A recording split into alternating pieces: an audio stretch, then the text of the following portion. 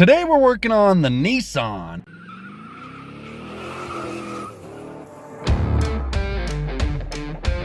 This one here is the Versa flavor, and I know what you're thinking. Why would you put any effort into a Nissan Versa? Fun fact about Nissans, they were actually awarded America's cheapest new car a few years around this time frame. This one's a 2011, and if you don't believe me, you can just Google it, because the Google box will tell you.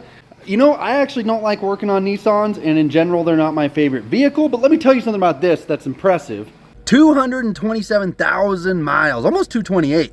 Now, I mean, America's cheapest car, and you're going over 225, you're getting near 250,000 miles out of this like car that was probably $12,000 brand new. That is impressive. And today, all we're gonna do, lower control arms and sway bar links, because the little ball joints in there on both are bad. I don't think the lower control arms have ever been replaced. The sway bar links might even be factory as well. We'll find out maybe when we pull them off, probably not. And it should give this thing a little better ride. It's kind of clunking a little bit, squeaking a little bit, you know, some of those symptoms that'll come up from those components. Step one, you just got to take this tire off. Oh, no battery. Okay, round two. Whoop. Whoop. Whoop. Whoop. Going with the Moog parts today because they're cheap and they work. This is the part number for the driver's side. And I like to just pull these out and kind of set them out and see what you got going. Now, if you imagine how this is going to sit in the car, it's going to go just like that. So we got our ball joint that goes to the hub end. This part goes to the frame end. This part goes to the frame end. You can see there, it's just a nut and then a bolt on the bottom there. And then this one is just a bolt on this far side. Swing around so you can see this. Boop. This should be a pretty easy job. This is what's called like a press fit ball joint, or it's got like a little pinch clip. And you see this little recess under here, right? And then it's kind of fatter at the top, but no threads or nothing. So what happens is there's a pinch bolt that just holds this in. It's really not the best design, and it is prone to failure if you're going to be using the vehicle for anything heavy duty. But this is a Nissan Versa, so it's fine. This is that little bolt that I'm talking about that just holds it. And if you see, our boot is torn. That's like a perfect indication if you're under your car doing an inspection. You got a torn boot, just replace the whole thing, because if it hasn't failed yet, it's going to. I got the nut off on the other side, and I wanted to show you there's two ways to do this. You can either use a punch on the top there if you were going to do like the whole hub and stuff at the same time, or you can just do a pickle fork down here. That's what I'm going to do. I don't actually know if these are called pickle forks anymore, and I bought this set off the Zon, super cheap. And I'm just going to go with like a size, rando size here. I lined it up. This is the smallest one that came in the kit. It'll work. So all you do is you line it up there.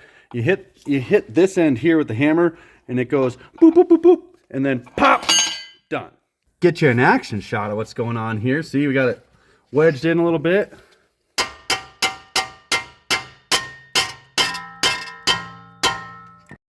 All right, I think I felt it give way a little bit there, so I'm going to move on.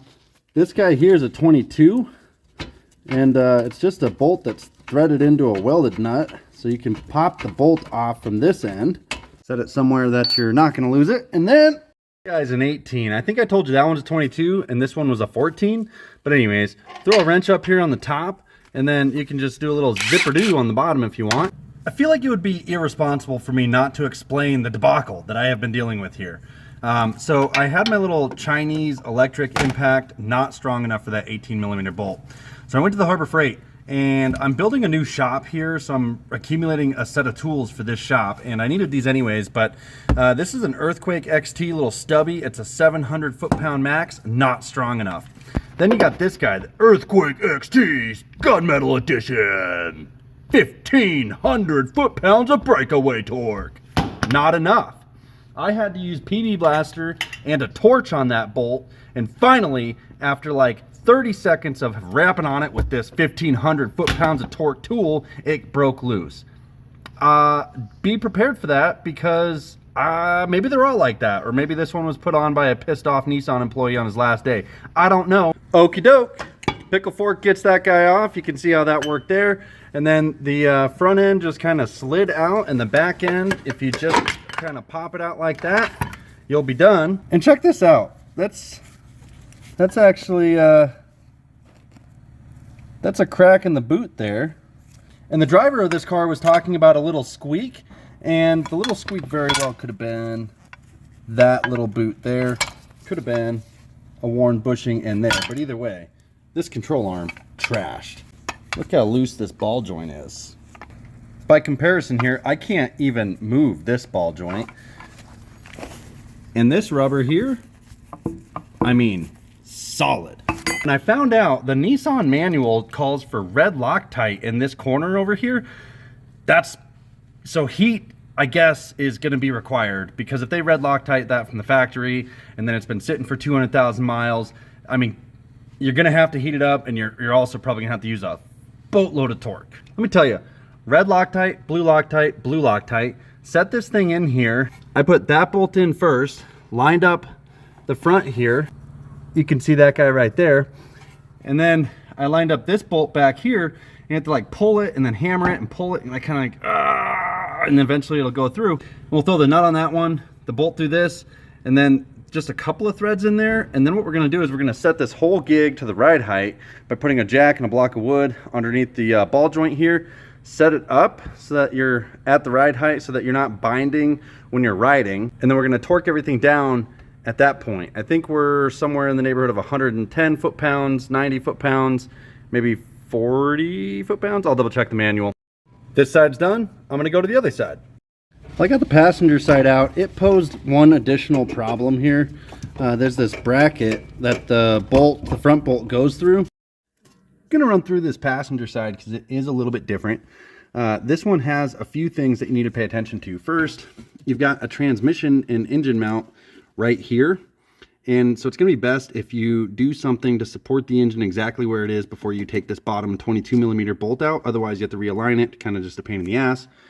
And then the other thing is, when you drop this control arm, because it's held in with that whole bracketry, your CV axle is going to move a little bit, and this one with 220,000 miles decided to disintegrate, leak all the oil out of this upper boot, and so we had to replace it. That was a nightmare. Sorry, didn't get a video on it. But moving along, when you put this lower control arm in, if your transmission did move, you're going to want to get these bottom two bolts in. That one over there, this one over here. I did this one first. And then you're going to take this bracket off the top, put it in through the bottom, and then use a jack on the aluminum of the engine just on the driver's side of the oil pan, and try to get everything lined up so that this top bolt lines up. It helps if you have a friend with a pry bar that's helping you move shit around. And then once it all gets lined up, you go finger tight, leave the jack in place, torque this one down to about 90 foot-pounds, this one down to about 90 foot-pounds after you get the bottom into the hub assembly. And then everything else is the same as the driver's side. We're gonna do some sway bar links.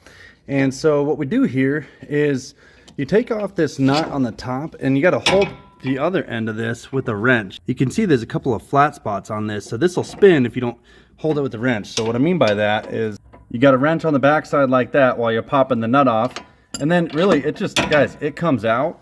Bottom one here, same thing. And that's it. That's all there is to it. Then we're gonna pop the new ones in.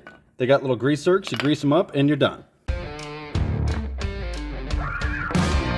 I was going to town on this bolt and the top nut went zoom somewhere.